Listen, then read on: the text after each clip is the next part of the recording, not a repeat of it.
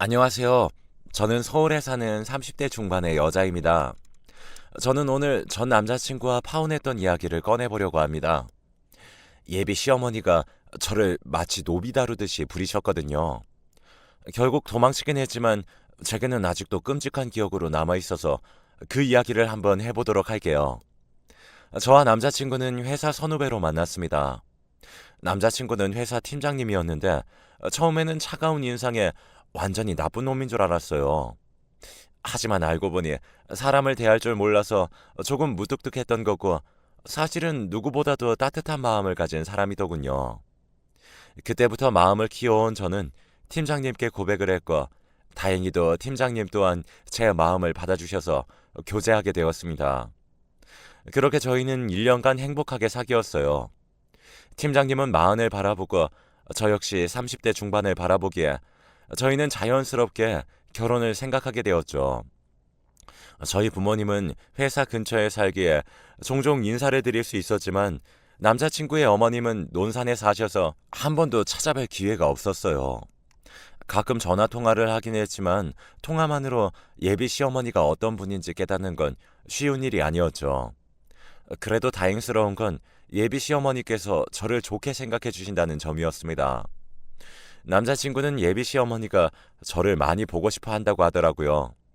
기분이 좋아하던 저는 조만간 날짜를 잡고 찾아뵙자고 말했고 2달이 지나고 토, 일에 공휴일인 월요일 이렇게 3일을 쉴 수 있는 날이 있었는데 저희는 그 쉬는 날을 이용해 시어머니 집에 다녀오기로 했어요. 그렇게 논산에 가기로 한 날짜가 다가왔고 2박 3일 동안 지내기로 한 저희는 짐을 챙겨 논산으로 떠났습니다. 남자친구의 차를 타고 고속도로를 달리는데 하늘도 푸르고 공기도 맑은데 기분이 참 좋더군요. 논산에 도착한 저희는 번화가에 들러 장을 먼저 봤어요. 예비 시댁이 있는 곳은 논산에서도 외진 곳에 있는지라 대형마트가 없거든요. 그래서 저희 커플은 이것저것 먹을 것과 예비 시어머니께 드릴 음식을 챙겼답니다. 그런데 남자친구가 맥주와 막걸리를 박스째로 담기 시작하더군요. 시아버님께서 돌아가신지라 식구라고는 예비 시어머니뿐인데 왜 그렇게 많은 술을 챙기냐고 물었습니다. 저희 커플은 술을 그렇게 즐기지 않거든요. 아, 엄마가 사오라고 했어. 나 오랜만에 간다고 동네 어르신들 다 모인다고 하셨거든. 남자친구는 동네 어르신들이 작은 잔치를 여신다고 하더라고요. 별 말은 하지 않았지만 어쩐지 좀 불편했습니다. 예비 며느리인 제가 인사를 가는데 동네 어르신들을 초대하는 게 좀 그랬거든요. 심지어 남자친구는 마트 여성복 코너에 들러서 몇 가지 옷을 골라주었습니다. 입고 온 옷이 있는데 옷은 왜 사느냐고 물으니까 어르신들한테 잘 보이려면 그분들이 좋아하는 옷을 입어야 한다고 하더군요. 그러더니 요즘 사람들은 입지도 않을 촌스러운 옷들을 저한테 대보더군요. 예쁜 옷을 준비했는데 그걸 못 입게 하니까 신경질이 좀 났어요. 하지만 결혼하겠다고 말씀드리러 가는 자리인데 남자친구와 다투고 싶지는 않아 그냥 참았죠. 트렁크는 물론이고 뒷좌석까지 술을 가득 채운 저희는 예비 시댁이 있는 곳으로 향했습니다. 예비 시댁은 시골 속의 시골이라는 말이 딱 들어맞을 정도로 외진 곳에 있더군요. 그래도 사람의 손이 닿지 않는 그림 같은 풍경들을 보며 저는 두근거림을 느꼈습니다. 이렇게 아름다운 곳에서는 산책만 해도 즐거울 것 같았고 이런 곳에 시집을 오면 낭만이 있고 행복할 것만 같았거든요. 그렇게 설레는 마음을 담고 한참을 달린 저희는 파란 대문이 있는 곳으로 들어갔어요. 그곳 마당에 한 분이 계셨는데 딱 봐도 예비 시어머니라는 걸 깨달을 수 있었어요. 안녕하세요, 어머니. 병민 오빠 여자친구 이주환이라고 합니다. 그래, 그래. 아유, 네가 우리 병민이 각시될 사람이구나. 정말 반갑다. 오느라고 고생 많았지? 예비 시어머니는 저를 아주 반갑게 맞이해 주셨어요. 심지어 끌어안아 등까지 토닥토닥 두드려 주시면서 말이죠.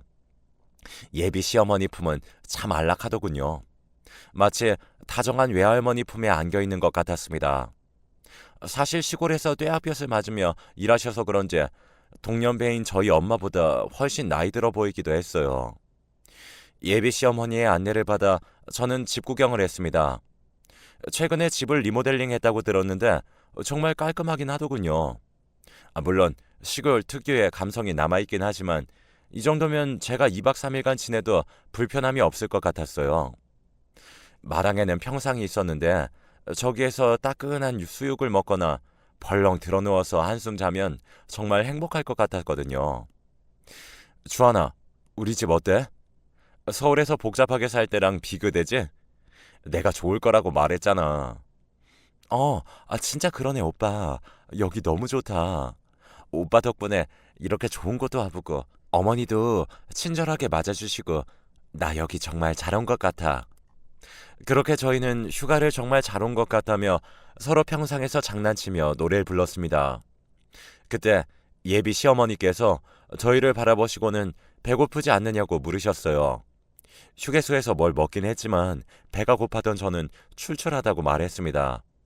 그러자 예비 시어머니께서는 염소 수육을 해주신다고 조금만 참고 쉬고 있으라고 말씀하시더군요. 솔직히 조금 꺼림칙했어요. 생각만 해도 비위가 상하기도 했고요.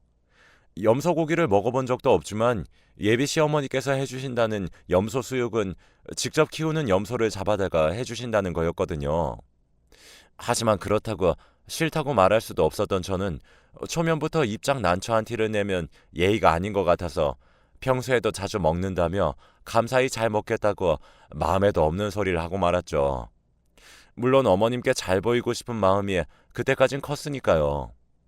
그렇게 저는 겉으로는 웃으며 좋아하는 척했지만 속으로는 제발 어머니 그냥 염소고기만은 제발 차라리 김치에 밥만 먹을게요.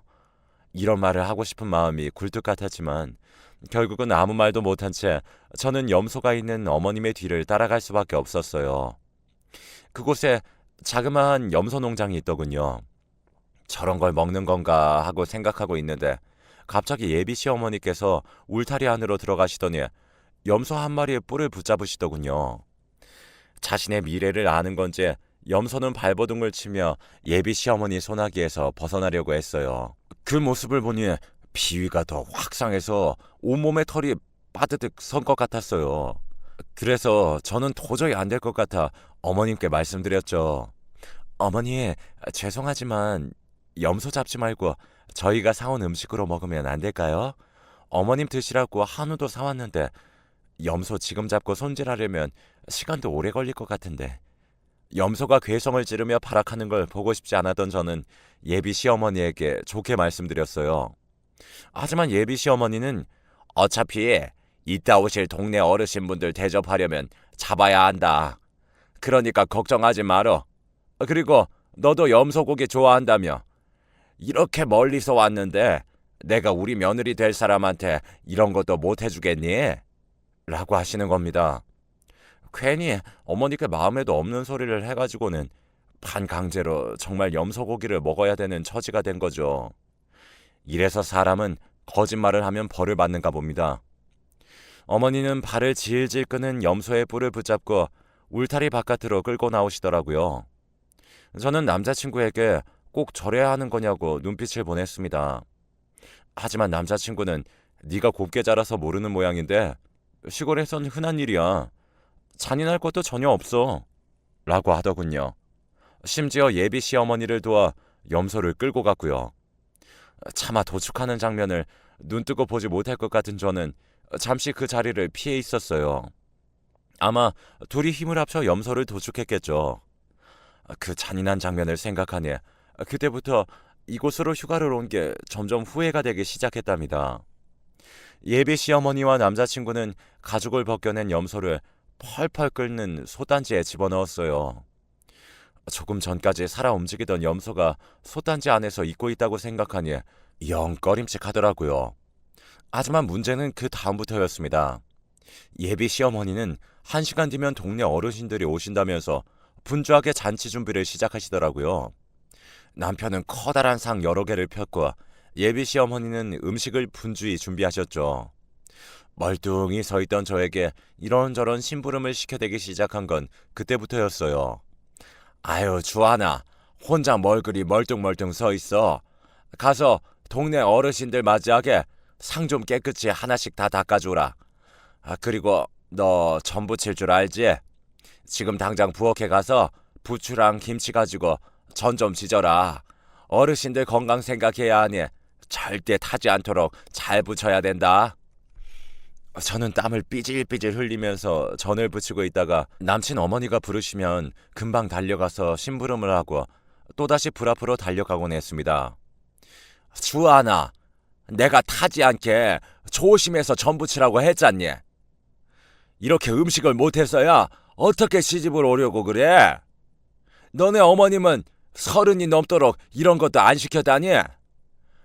아주 시집만 보내려고 작정을 하셨구나, 너네 어머님은.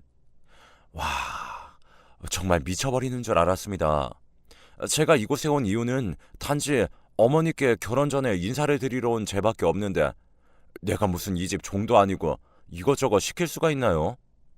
순전히 지금 이 동네 어르신들이 모인 이유는 남친 어머니가 동네에다 소문을 내셔서 며느리가 왔다며 동네 사람들한테 인사시키겠다고 마련한 자리인 건 알지만 사람이 정도라는 게 있는데 시간이 갈수록 그 정도라는 게 지나치니까 당장이라도 여기서 뛰쳐나가고만 싶었어요.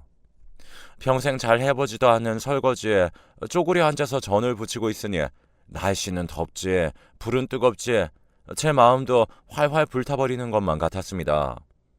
당장 도망치고 싶었지만 그럴 수도 없었어요. 남자친구도 옆에서 허드렛 일을 땀을 흘리며 하고 있었거든요. 그래서 저는 그래, 오늘 밤은 내가 와서 이런 자리 만들어주신 건데 오늘 밤만 딱 해드리자. 아들이 며느리 될 사람 데리고 왔는데 얼마나 자랑하고 싶으셨겠어. 라며 스스로 위안을 삼으려고 노력했습니다. 하지만 그건 저만의 대단한 착각이었어요.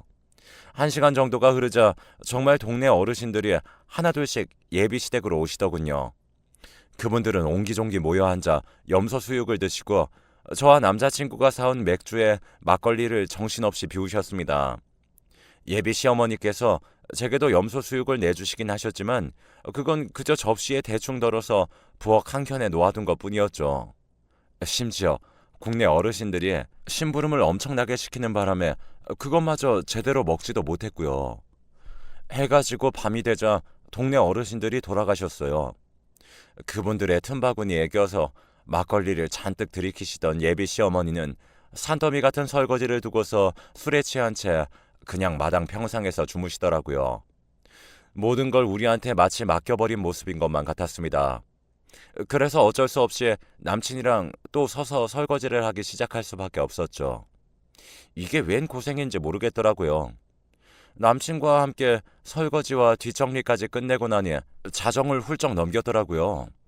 자정을 넘겨서야 뒷정리를 끝낸 저희는 피곤한 나머지 눕자마자 바로 골아떨어지고 말았습니다. 얼마나 그날이 악몽 같았으면 꿈에서도 마치 현실처럼 내가 계속 기계처럼 어머니 시중을 들고 있는 것 같았어요.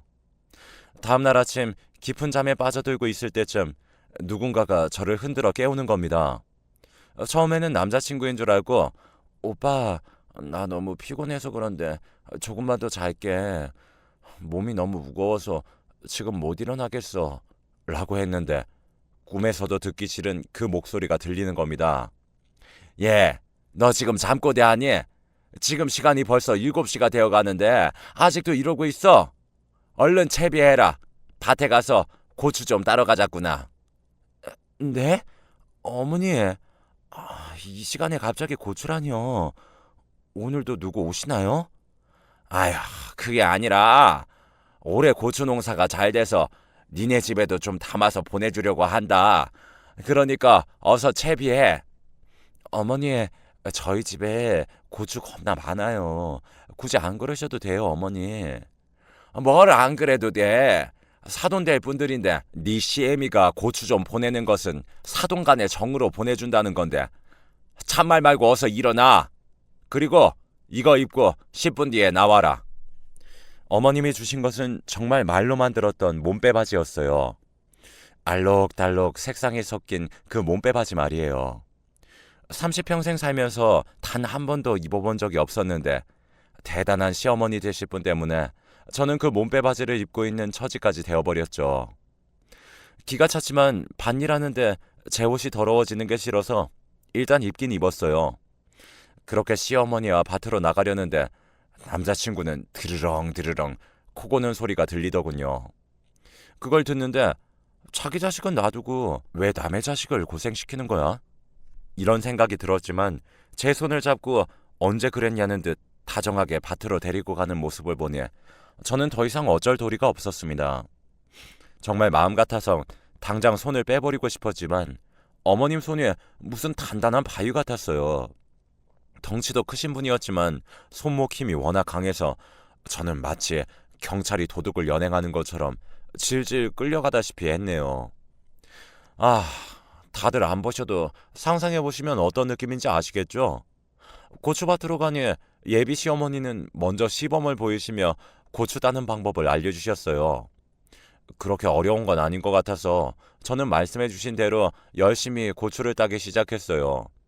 하지만 시간이 오전 9시가 넘어가자 등짝에 쏟아지는 햇빛도 점차 뜨거워지기 시작하는 겁니다. 선크림도 안 바르고 나왔는데 뜨거운 땡볕 때문에 온몸이 타들어가는 기분이었어요. 그런데 고추를 따다 예비 시어머니의 기이한 행동을 보고 깜짝 놀라고 말았습니다. 어디서 쉬쉬하면서 물소리가 들리는 겁니다. 그래서 얼굴을 돌렸더니 세상에나 어머님이 저를 보며 씩 웃으시면서 밭에서 오줌을 싸고 있는 겁니다. 아유, 얘야.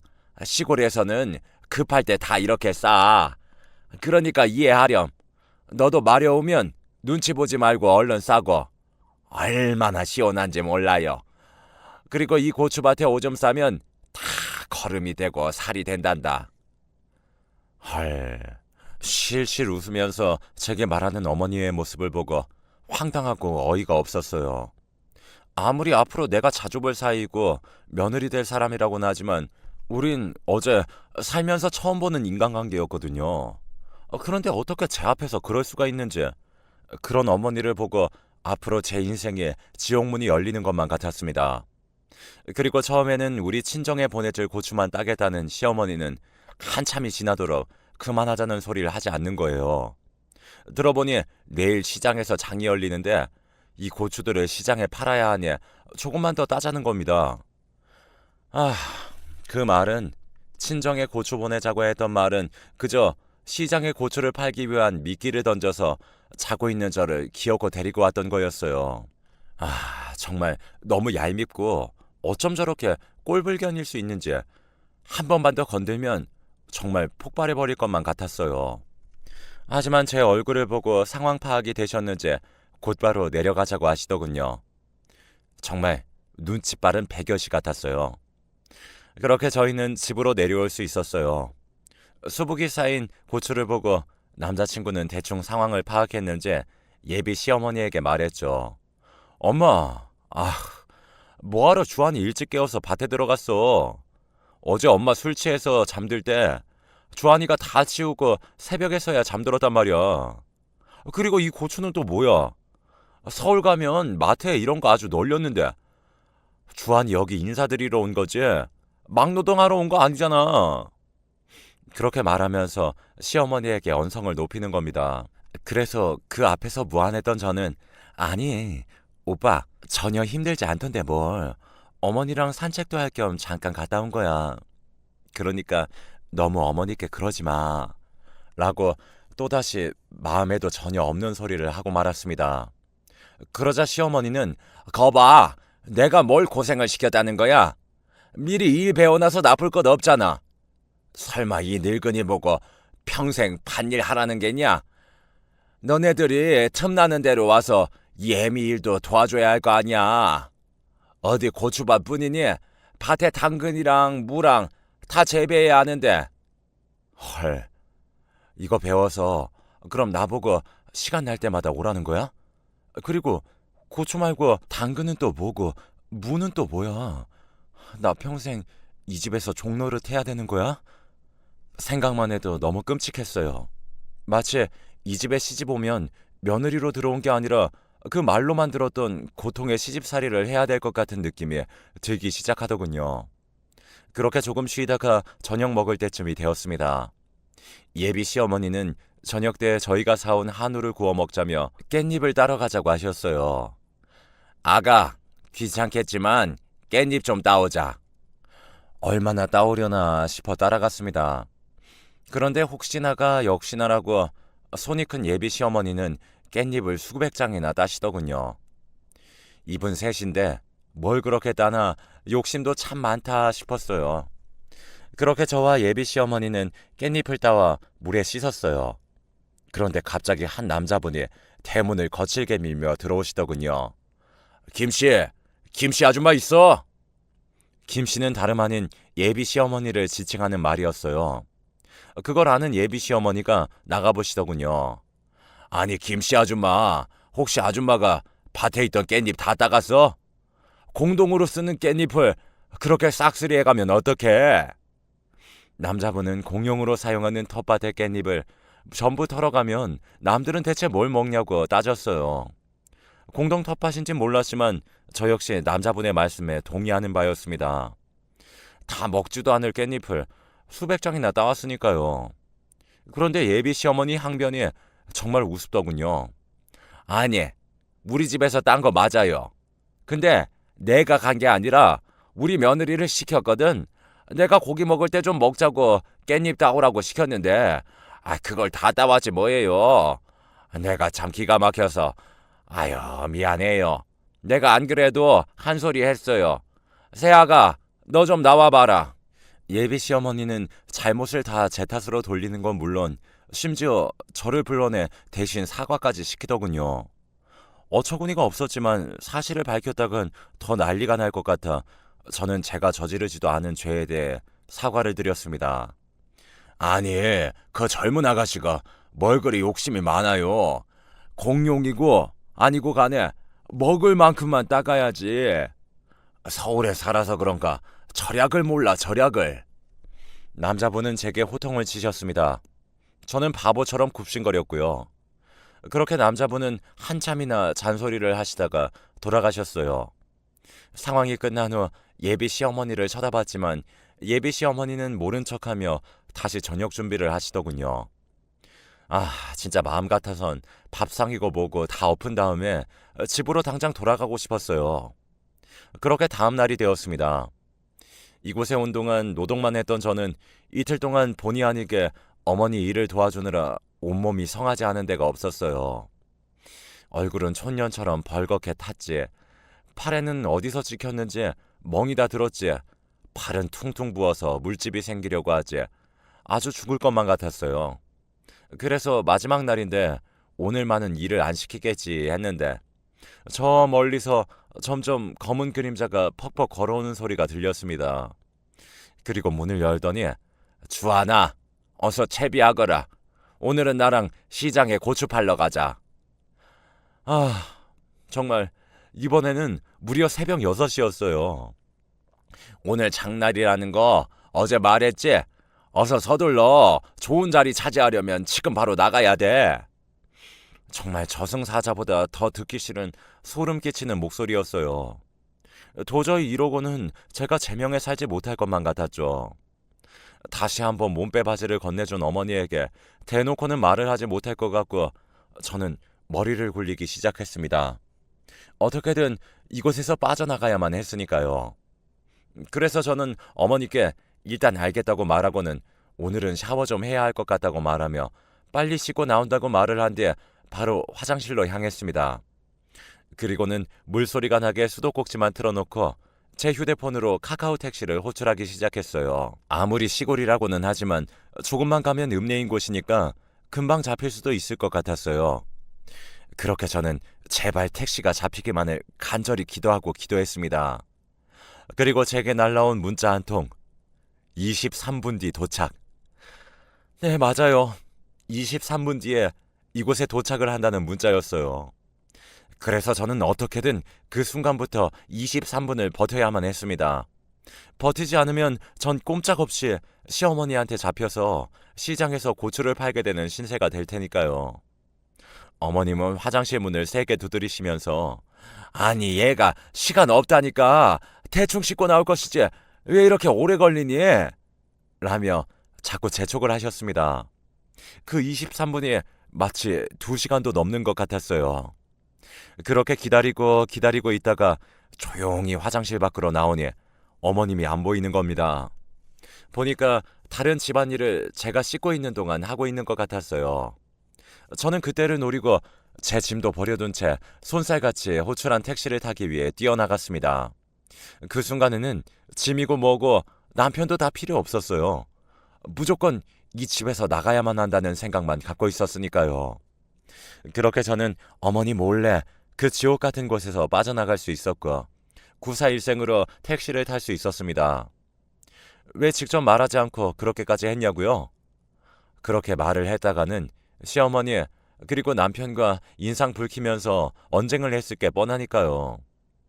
그제야 제가 떠날 걸 눈치챘는지 남자친구에게서 전화가 미친 듯이 걸려오더군요. 주하나, 어디야? 너 대체 어디야? 왜 말도 없이 사라졌어? 나 지금 서울 가는 길이야. 뭐? 서울? 지금 서울 가고 있다고? 그래. 오빠랑 오빠네 엄마 꼴도 보기 싫어서 올라가는 길이야. 덕분에 여름 휴가 아주 잘 보내고 간다. 내가 이번 여름 휴가 보내고 느낀 점은 오빠네 집안 며느리로 들어갔다가는 절대 안 된다는 거야. 며느리로 들어갔다간 아주 평생 일만 하다 죽을 것만 같아. 저는 며칠간의 노동으로 인해 느꼈던 서름을 다 토해냈어요. 그러자 남자친구는 아무리 그래도 예의도 없이 그렇게 가는 게 어딨어. 인사라도 하고 가든지. 너는 가정교육을 그렇게 배웠니? 라고 말을 하는 겁니다. 분명 자기도 자기네 집 가서 내가 생고생하는 거 눈으로 봤을 텐데 우리 집 가정교육 운운하며 본인 어머니 편을 드니까 역시 그 어머니의 그 나물이라는 생각이 들었어요. 그래서 저는 나 오빠랑 결혼 안 해. 아니, 못하겠어. 이렇게 남의 집 귀한 딸 처음부터 시집살이 시키려고 하는데 나중에 결혼하면 어떻겠어? 그러니까 나 말고 당신 내서 계속 종노릇 할 수 있는 그런 여자 알아봐. 하고 전화를 끊었습니다. 그렇게 전화를 끊으니 시어머니가 다시 남편의 폰으로 전화가 오더군요. 세아가, 너 지금 뭐 하는 거냐? 일하기 싫으면 싫은 거지. 이런 식으로 도망치는 법이 어딨어? 친정엄마가 어른한테 이따위로 굴라고 했니? 네가 이러고도 우리 병민이랑 결혼할 수 있을 것 같아?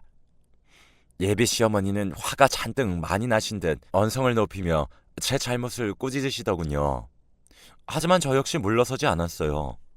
이미 그 집안에 대한 정은 떨어질 대로 떨어진 상황이었거든요. 어머니, 아니지? 결혼 엎었으니까 이제 어머님도 아니지? 아줌마, 내가 진짜 어이가 없어서 할 말은 해야겠어요. 아니, 제가 그쪽 며느리예요? 그냥 인사차 온 것뿐인데 그렇게 부려먹는 법이 어딨어요? 그리고 우리 엄마가 이렇게 하라고 가르쳤냐고요? 네, 그래요. 기본도 모르는 무개념 인간한테는 이렇게 해주라고 배웠어요. 됐어요? 그러니까 더 이상 연락하지 마시고 그쪽 일해줄 며느리 구할 생각이나 하세요. 그리고 남자친구한테 결혼 안 한다고 통보했습니다. 다시는 전화하지 마요. 알겠어요? 정말 구역질 나니까. 야! 너 지금 뭐라고 했니? 너! 이렇게 자꾸 말하려는 소리를 듣고는 전화를 제가 일방적으로 끊어버렸습니다. 전화를 끊고도 벨이 계속해서 울렸지만 저는 절대로 받지 않았어요. 어차피 끝난 사이이기에 더 이상 기운 빼고 싶지도 않았거든요. 답 없는 인간들하고 입씨름하는 것조차 신물이 났고요. 며칠 후 회사에서 만난 남자친구는 자기가 잘못했다고 빌더군요. 심지어 제가 원하기만 하면 예비 시어머니가 사과하게 만들게 할 의향도 있다고 하더군요. 하지만 저는 그 집안에 학을 뗀지라 싫다고 말하고 돌아섰습니다. 그 이후로도 남자친구는 계속해서 매달렸지만 저는 그 사람을 용서하지 않고 다른 사람을 만났어요. 구청에서 일하는 공무원을 소개로 만났거든요. 이 사람은 양친이 공무원으로 일하시다가 은퇴하신 분들이셨죠. 꼬박꼬박 나오는 연금으로 사시는 분들이라 농사 같은 걸 지을 이유도 없는 분들이었고요. 그 사실을 알게 된 전 남자친구는 괴로워하며 퇴근 후 매일 술을 마시러 가더니 얼마 후에 퇴사를 하더군요. 회사 동료를 통해 들으니까 다른 사람과 만나는 제 모습을 보는 게 너무 힘들었다는 게 퇴사 이유였어요. 조금 안쓰럽다는 느낌이 들었지만 그 감정도 오래가지 않더군요. 퇴사한 전 남자친구를 저는 금세 잊었고요.